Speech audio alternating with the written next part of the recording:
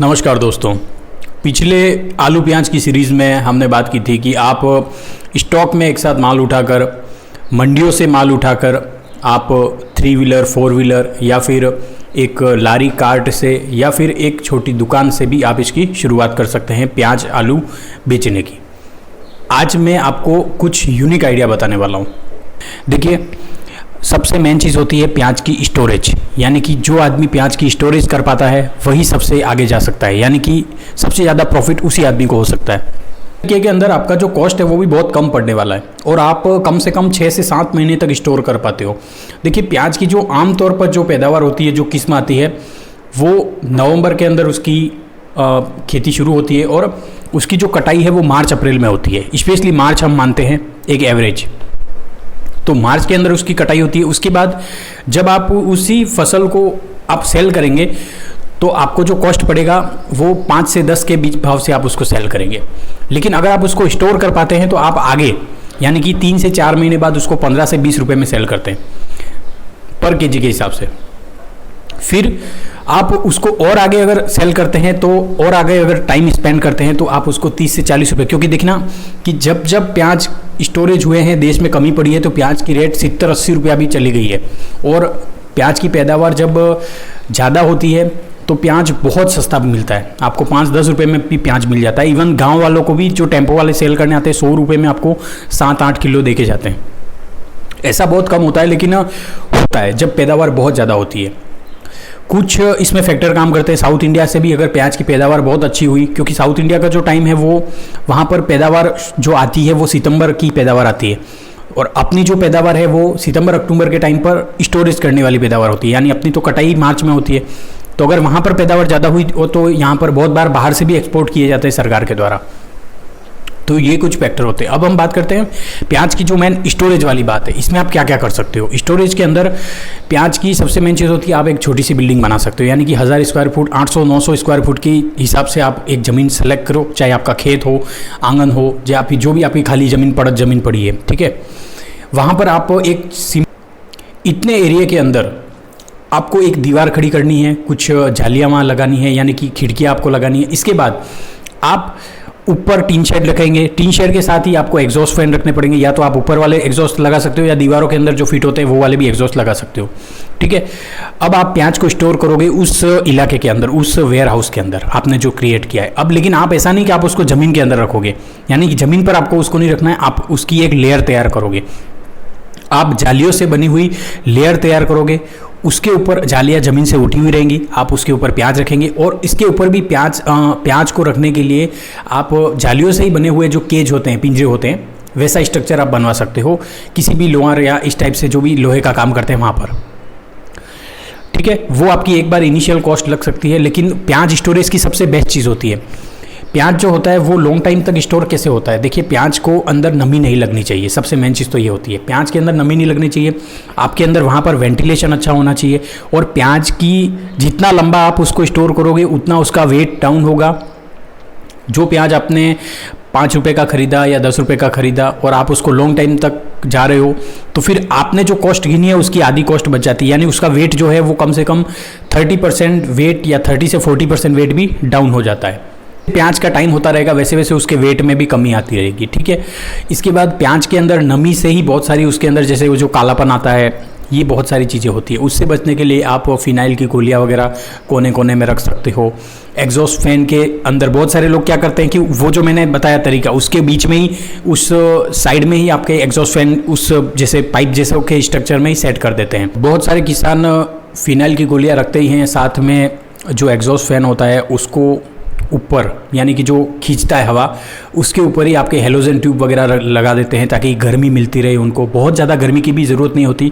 जो पंखे चलाने की जो टाइमिंग है वो भी आपकी फिक्स रखनी पड़ेगी। बारिश के टाइम पे थोड़ा आपको ज़्यादा ध्यान रखना पड़ता है। उसके बाद टाइम पे आपको छटनी करनी पड़ेगी। उससे क्या होगा, बहुत बार कचरा भी होता है, क्योंकि प्याज सबसे मेन चीज़ तो स्टोरेज वही प्याज हो सकता है जो बहुत कम धूप लगा हुआ हो, यानी कि जिसको ज़्यादा धूप लगी हुई है वो प्याज स्टोर ज़्यादा नहीं हो सकता। जिसमें बारिश एक बार आ चुकी है वो प्याज ज़्यादा स्टोर नहीं हो सकता, उसको तो आपको निकाल देना चाहिए। और मैं तो आपको बताऊँ 50-50 का रूल रखिए। जैसे आपने अगर जितना भी क्वांटिटी उठाई है उसका 30 से 40% प्याज आप हैंड टू हैंड उसको मार्केट में सेल कर दो, और बाकी का प्याज आप स्टोरेज के लिए रखो। स्टोरेज, क्योंकि लालच से आपका सारा जो है वो इन्वेस्टमेंट नुकसान में जा सकता है, या फिर आप खुद किसानी करते हो तो वो भी एक ये फैक्टर हो सकता है। ठीक है, तो आधा प्याज आपको तुरंत निकालना है, आधा प्याज आपको मार्केट पे नज़र रखनी है। जैसे अपना प्याज की जो रेट है वो आपको लग रहा है कि फ़ायदेमंद है, आप ज़्यादा लालच में मत करो, थोड़ा बहुत ऊपर नीचे गया और आप उसको निकाल दो। ठीक है, कुछ स्टॉक और आप मतलब रख सकते हो, उसको आपको ज़्यादा ध्यान रखना पड़ेगा। और एक चीज़ मैंने आपको बता दी, प्याज का वेट डाउन होगा, उस चीज़ के लिए आपको तैयार रहना है। लास्ट टाइम तक बचाने के लिए देखिए, प्याज का स्टोरेज करने वाले लोग इसी जुगाड़ से जो मैंने आपको बताया है, दिसंबर तक प्याज को स्टोर करते हैं मार्च की कटी हुई फसल में। तो करने वाले बहुत सारे कर रहे हैं, लाखों रुपया अर्न कर रहे हैं। जो प्याज की कॉस्ट वो किसान 10 रुपये के अंदर अंदर अगर उसको निकालता था उस टाइम पे, वो सितंबर अक्टूबर में जाकर उसको 30 रुपये के भाव से सेल करता है। क्योंकि बहुत बार ऐसा होता है, कोरोना के टाइम पे भी आपने देखा था प्याज की कॉस्ट 50 से 60 रुपये 70 रुपये तक आ गई थी, बहुत बार 100 रुपये भी चला गया था जब मंदी आई थी। तो ऐसे मौके बहुत रेयर होते हैं, लेकिन आप ऐसे मौक़ों का इंतज़ार मत करो कि प्याज की रेट 50 रुपये किलो हो जाएगी तभी मैं उसको मार्केट में उतारूंगा, या फिर जो आड़ती वगैरह है उनको हम पकड़ाएंगे, ऐसा नहीं होना चाहिए। थोड़ा बहुत भी कॉस्ट अगर बढ़ रहा है तो आप उसको निकाल दीजिए, अगले साल की कॉस्ट अगले साल देखेंगे, तब तक आप मार्केट की अच्छी खासी पकड़ कर पाएंगे। इसमें एक तरीका और होता है, देखिए अगर आप प्याज का बिज़नेस करना चाहते हैं तो आपके वहाँ पर जो बड़ी मंडियाँ हैं, ठीक है, आप वहाँ पर थोड़ा सा ऑब्जर्वेशन कर सकते हैं कि वहाँ पर प्याज कहाँ से आ रहा है, किन किसानों से आ रहा है या किन बड़ी मंडियों से आ रहा है। आप चाहे तो वहाँ के जो ड्राइवर्स वगैरह हैं या फिर कोई ऐसे कॉन्टैक्ट वाले, देखिए ये जो आड़ती वगैरह एजेंट वगैरह होंगे ये आपको कॉन्टैक्ट नंबर या ऐसा कुछ भी देने वाले नहीं है। ठीक है, उनको माल खरीदने बेचने से मतलब होता है, उनका कमीशन फिक्स होता है। आप अपना माल उनको पकड़ाएंगे या बेचेंगे, उनसे खरीदेंगे तो ही वो आपसे बात करेंगे भाई, सीधी सी बात है। तो ये चीज़ क्या होती है कि आपको मार्केट के अंदर थोड़ा सा इसके बारे में रिसर्च करनी पड़ेगी कि प्याज कहाँ से आ रहा है।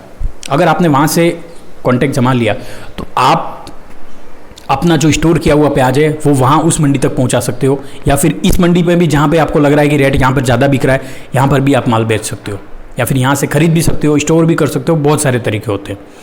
तो इस बिज़नेस को बहुत सारे तरीक़ों से किया जा सकता है। अगर आपको इसके बारे में जानना है तो मैंने मेरे चैनल पे मोस्ट व्यूड जो वीडियो है वो यही है, आप जाके देखना। मैंने बहुत सारे तरीके बताए, उसमें अंदर आप दुकान खोल सकते हो, आप एक 3 व्हीलर या 4 व्हीलर टेम्पो खरीद कर आप उसमें सेल कर सकते हो। ठीक है, एक छोटा सा माइक लगाकर। इसके बाद आप लारी वाला काम भी कर सकते हो, छोटी दुकान खोल सकते हो, बहुत सारे तरीके होते हैं।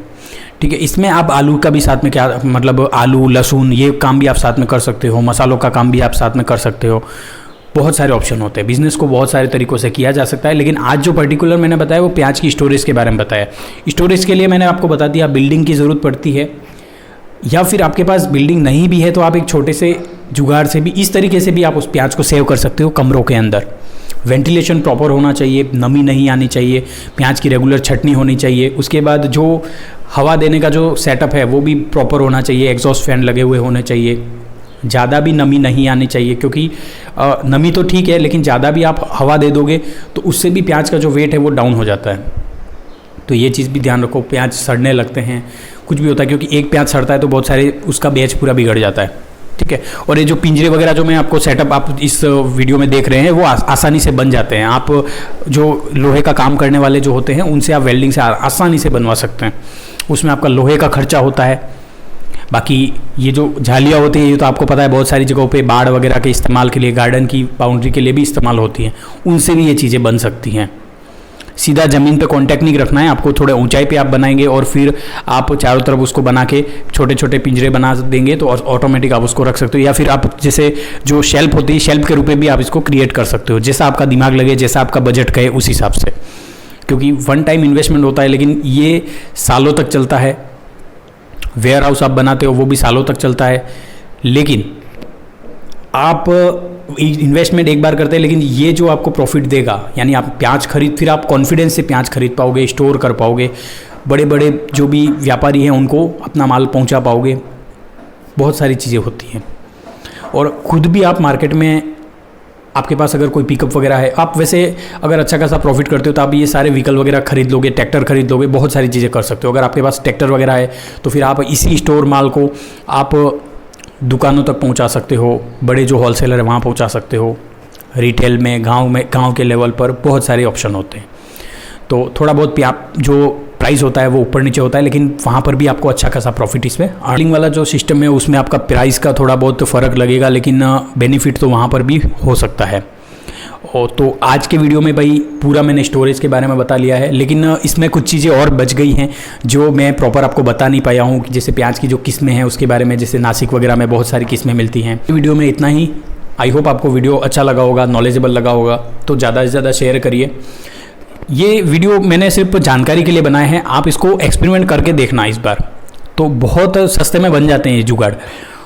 तो आई होप आप ये करेंगे, बिज़नेस को सीरियसली लेंगे, क्योंकि तरीके तो बहुत सारे होते हैं। हमारा काम है आपको सजेशन देना, आपका काम है फॉलो करना, मार्केट रिसर्च करना कि क्या ये बिज़नेस चल सकते हैं। वैसे ये बिज़नेस फेल नहीं होते, क्योंकि प्याज एक बहुत ही इसेंशियल चीज़ है, यानी हमारे घरों में सबसे ज़्यादा यूज़ होने वाली चीज़ है।